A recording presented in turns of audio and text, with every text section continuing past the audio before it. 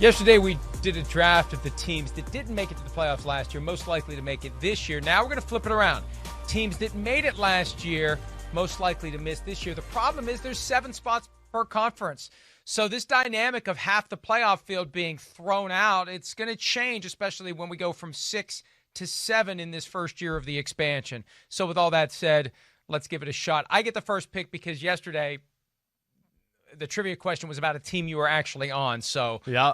What color is blue? It is blue. That's the trivia question. I got it right. Yes. I'm going to go Philadelphia Eagles. 9-7 a year ago. Yeah. And won the division barely. They were 5-7 at one point, had to win 4 in a row, draw the inside straight to somehow get to the postseason. Still had to hold off the Giants week 17 after beating the Cowboys week 16, and all those injuries are already lining up for the Eagles. Yep. If any of the teams who made it last year isn't going to get back this year, the Eagles are going to be at the top of the list. Yeah, I understand that. I mean, I wrote them down here as well. I get that. And you're right. The way it's already shaping up with the injuries and things, that's a little scary right now in Philadelphia.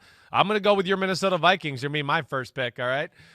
Yep, got to go there. Again, I think it's just Minnesota a little bit too much changing over the roster, and it's one of those years where they don't make it. They make it every other year. Last year they made it. This will be a year they don't. But I just think I look at no Everson Griffin, new pieces in the secondary. Hey, we're talking about the offensive line issue earlier today. Stephon Diggs being gone. Stefanski gone.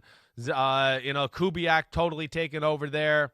I just feel like this is a team that's in a slight transition here to make another push for a new team here going into the future. So I'll go with the Vikings as that team for me.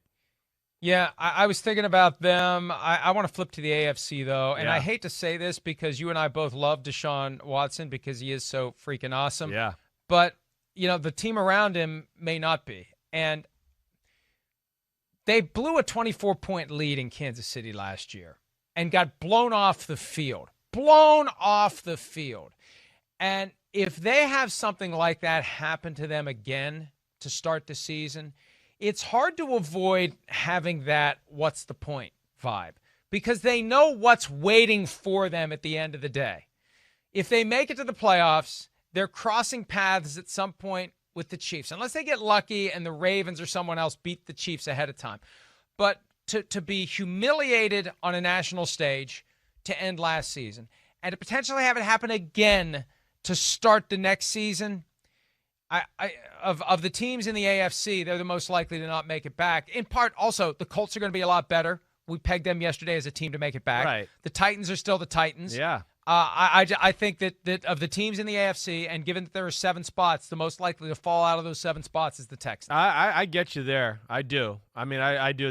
I have concerns about them too. I think my biggest concern is I think there's going to be it's going to be all about the offense. It's going to be all about Deshaun Watson and throwing the football, and I just wonder if it'll be too much pressure on him. I think the offense could have a great year. I question a defense that was 28th in football last year and didn't do anything this offseason to make themselves better except really get a little bit older. So, I just look at it from that aspect. That's a big question mark for me.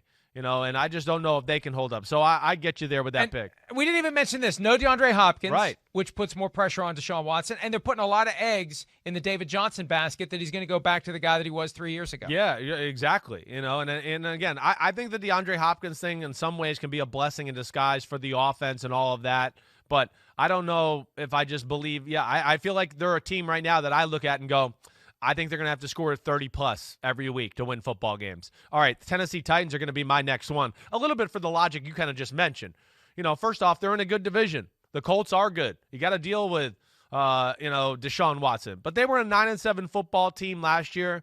And again, we could question whether if they would have been better if they moved to Tannehill earlier and all that. But also I go, hey, the style of football in which they play can lead to some close football games. Yeah, they want to run the ball, play through the defense, strike downfield, do things like that. And my big thing is a year of everybody studying Arthur Smith's offense, Derrick Henry in the run game. Ooh, if that kind of hits a slow start here early in the year, and who's going to be that next guy to show up on the offense that's a dangerous weapon in the pass game? We know it's A.J. Brown. Who's the next guy? Is Jonnu Smith going to show up? Is Corey Davis going to show up? So I'll go with the Titans and them for this one. Can I just pass there's no way that I can pick a team now. No, that you believe and have it, really, right? Yeah, but I gotta go. No, I'm not passing. I'm just kidding. I'll go Green Bay Packers. They were 13-3, and it felt like they weren't as good as 13-3. And with the Jordan Love thing, unless there really is a full-blown Aaron Rodgers revenge tour, it may be hard for them to get back. Yeah, I hear you. Damn. I mean, there's really not a team I want to pick here that I believe that I can't be in it. I want to pass as well. I think if I look at the teams though, woo, I think the one I'll go with Buffalo if I got to pick one other team here. All right, and I don't believe it, but I'm picking them because that's what the draft is. But I don't know what Josh Allen gets loose with the football and has a lot of turnovers and things like that. But don't tell me, all right? Well, apply all the caveats. Look, we had to have 6. Right.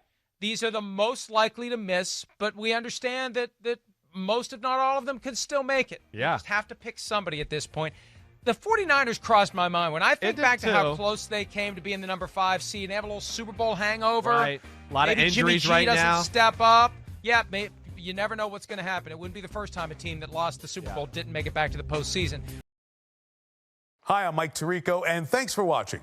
Make sure to hit subscribe for the latest news and highlights from NBC Sports.